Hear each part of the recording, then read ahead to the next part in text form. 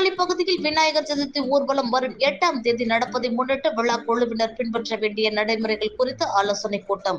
மயிலாடுதுறை மாவட்டம் சீர்காழி காவல் நிலையத்தில் விநாயகர் சதுர்த்தி ஊர்வலம் குறித்து ஆலோசனை கூட்டம் நடைபெற்றது.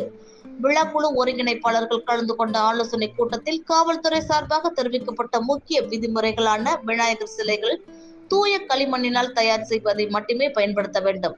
பிளாஸ்டர் ஆஃப் பாரிஸ் போன்ற மாசுபடுத்தும் பொருட்களால் செய்யப்பட்டதாகவோ மாசுபடுத்தும் ரசாயனங்களால் வர்ணம் பூசப்பட்டதாக இருக்கக்கூடாது. நீரில் கரையக்கூடிய மற்றும் நச்சுத்தன்மையற்ற இயற்கை ரசாயனங்களை மட்டுமே பயன்படுத்த வேண்டும். பிற மத ஸ்தலங்கள், மருத்துவமனை மற்றும் கல்வி நிலையங்களுக்கு அருகில் சிலைகளை நிறுவுதல் தவிர்க்கப்பட வேண்டும். மதவெறியை தூண்டும் வகையில் பிற மதத்தினரின் உணர்வுகளை பாதிக்கும் வகையில் முழக்கங்களை எழுப்புதல் கூடாது. அதேபோல் விநாயகர் சிலைகளை வைக்கும் இடங்களிலோ, ஊர்வல பாதைகளிலோ மற்றும் சிலைகளை கரைக்கும் இடங்களிலோ பட்டாசுகளை வெடிக்க அனுமதி கிடையாது. விநாயகர் ஊர்வலத்தின் போது 18 வயதிற்கு கீழ் உள்ள சிறார்களை அழைத்து செல்லக்கூடாது.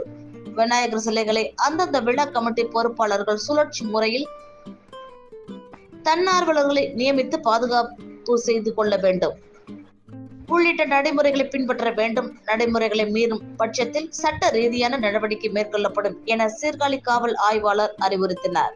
இந்த ஆலோசனை கூட்டத்தில் ஏராளமான இந்து அமைப்பு கலந்து கொண்டனர்.